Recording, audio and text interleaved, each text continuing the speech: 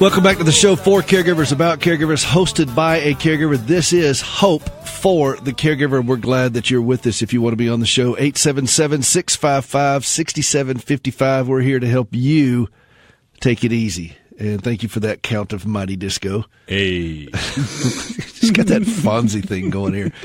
Hey, as usual, as is our custom on this show, once a month we will have our classy Canadian caregiver correspondent call in from British Columbia. This is Tracey Maxfield. She is a nurse of 35 years where she has taken care of dementia patients, Alzheimer's patients, and she brings a considerable amount of experience. Today she's going to talk about a subject that affects so many of us, and that is depression, her own journeys with it, journeys that she's seen other folks go with it, and what to do about it, and how she was able to escape the rabbit hole, which is the name of her book, called Escaping the Rabbit Hole, which is a great title for a book. Tracey, welcome. Thank you. How are you? Well, you know, I'm just doing great. Thank you for asking. And how are you doing? Very busy. The book was published just about a month ago. The release party was last Friday, and so just dealing with some of the media and just lots of things going on with people wanting to talk about the book. Well, and we do too, and we want to get right into that. Talk a little bit about this book and depression, how your journey has been with it, what you've witnessed with other folks that you've worked with as patients and families in this area, and then offer some tips on it. Sure. So, obviously, I have depression. I wrote the book mainly because I really wanted people to try and understand that what they were going through was actually normal. So I experienced, in layman's terms, a really bad nervous breakdown back in August 2015. In medical terms, it's called an acute depressive episode, and I likened it to falling down the rabbit hole. The darkness was so oppressive, and it was just so absolutely exhausting, I couldn't function. And along with the depressed mood and the anxiety and the tremendous sadness and crying and emotional pain, I also experienced physical pain. It felt like I was encased in cement, and I could hardly walk. I was in so much pain, and I felt so heavy. And I read a number of books about depression, and as a nurse, you've dealt with a lot of people with depression, and yet no one had ever told me about this tremendous physical pain that you've encountered too. And so as I started to heal and met more people, I decided that I would never want anyone to go through what I would go through, because you think you're losing your mind. You think that there's other stuff going on, that this can't possibly be depression. And so I started a blog, which eventually became the book, and that I wanted people to understand that depression is much more than emotional illness. It's a cognitive and it's a physical illness. It really is the whole person. And so for those with depression, I wanted to let them know that they are not alone, that what they are going through is part of the illness, and that they will get better, that there is hope. But people looking after those with depression, or even just anyone interested in learning more, I wanted the book to give them some support and some education of what to expect, what they can do to encourage and support those that have depression. Let me ask you a quick question and back up just for a second. What kind of pain did you have? Was it headaches or what? What was the pain that was associated with this? This is the first I've heard of it having physical pain with this. The pain, it feels like every bone, every muscle, every joint in your body is weighed down with cement. And in the book, I liken it to, I woke up in the morning and felt like someone had encased my feet in cement and put cement shoulder pads on me. And the pain is so severe that in the beginning, you almost feel like you're crawling to get somewhere, because it's intense. It's excruciating. It's exhausting. So it's like some kind of oppressive weight just hanging on you. I'm just pushing you down. It's like it permeates into your cells. It becomes you. And it's when you see people, you can see that they're literally dragging themselves. It's like they're dragging weights behind them, but weights that are on them. And it's a plodding, like just getting from A to B is torture. And as I went through this depression, I discovered that it's actually normal. The more and more people I spoke to identified that they were also going through that. And I just wish that more books, medical books especially, had been more open about discussing that. Do you feel like now that you've experienced this firsthand, I mean, you've really wrestled with this, and you're a medical professional. I mean, you've got 35 years as a nurse. You understand these things. Now, switch that to the prism that you look at with folks who are wrestling with this from a patient standpoint, whether they have dementia or Alzheimer's, because that's your area of expertise, and the ones who care for them. There's an old saying that if you got it, you can spot it. Do you feel like that you can see this now on others much more clearly who are struggling with patients who have dementia and Alzheimer's and so forth? Oh, absolutely. And I think you've probably heard it.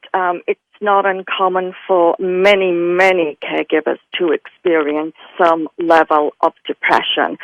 And the exhaustion and the feeling of just so tired and so weighed down, that is a component of depression, and that is adding to everything else that they're trying to deal with. And I think that's why it's so important for them to self-care, to regularly see their doctor and talk about what's going on, and to share their experiences and their journey with others. And that's why your show is so good in that it opens the door to those people to come and phone you and say, this is what I'm going through. Is this normal?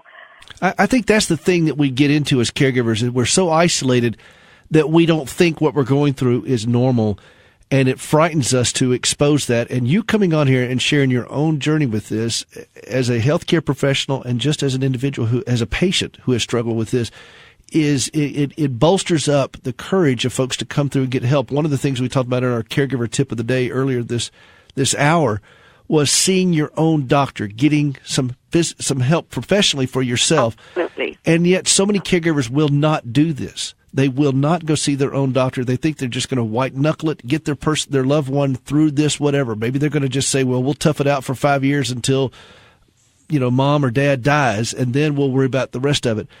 And this is what compounds the problem. And so are you meeting, as you expose this in your own life to others, how is that how are you being received with this? Actually, the medical team that actually attended the book release party were very grateful that it's becoming a very open topic, and that it's a very raw depiction of what happened. I pull no punches. I tell the good, the bad, and the ugly side of it, but also show that you can work through it and there is hope. I've been invited to go to middle schools to talk to teenagers who are struggling with depression, mainly because of the stigma, and for them to know that, this is normal, what they're going through, that they can heal, that we can help them. Caregivers, it's exactly the same, regardless of their age. If they're dealing with a terminal illness, an Alzheimer's, a dementia, or even just a physical debilitating illness, depression can weigh them down to the point that their own health will be so severely compromised that committing to 5 years is going to result in them going into hospital and not being well enough to even enjoy their life after they've cared for the loved one. What was the trigger for you that said, when you raised your hand and said, I got to get some outside help? I mean, you're smart, educated, you know these things, you're a medical professional, you've been around it. What was the trigger for you that said, enough's enough, I got to get some help? when I counted out pills on the kitchen counter and thought that this was the only way I could take away my pain, and I actually ran and jumped in the car and just drove to get away from that. But that's when I realized you'd hit bottom at that point. I'd hit absolute bottom, and I needed to go and see my doctor and get medications and just get some help to work through this. You know, Tracey, there are people listening all over the country to this show and into Canada and other places. And there's somebody right now who is at that point. They are so stressed out. They are so discouraged. And what you're doing by just opening up your own heart to share this is powerful. It truly is. And I'm very grateful that you're willing to be that brutal and raw with us, because that's what it takes. It takes us sharing our own pain like this to let other folks know that they're not alone, that they're not way out in Gitchy Goomy land. That's a Southern expression I say here, by the way. And that there is help available. Let me ask you something. When people want to see more about you, Tracey, you've got a website now. You know, I've been pushing you for a long time to get your website. Well, it was suggested that I get one for the book. It was not just suggested; it was almost demanded of you, Tracey. Yes. And so I now have a website, www.traceymaxfield.com, and part of it is dedicated to the book and all about depression and the information, but there's also another part which is all about dementia care, and I have my 27 articles that I published last year on there. And also anyone can write in and leave a note with a question or a request that I can respond to. And so I believe education, it helps us make safe and informed decisions, and I want to encourage people. Mental illness is nothing to be ashamed of, and similarly with dementia, depression, do not go through this alone. Good words on that. Absolutely not. It's Tracey Maxfield, and that's Tracey with the E, Tracey. EY. Maxfield. I before E, except after C, John. That's it. TraceyMaxfield.com. And that's me. Please go take a moment to look at this. Get a copy of this book. You can order it today. It's a wonderful book that Tracey has put together. It's brutally frank.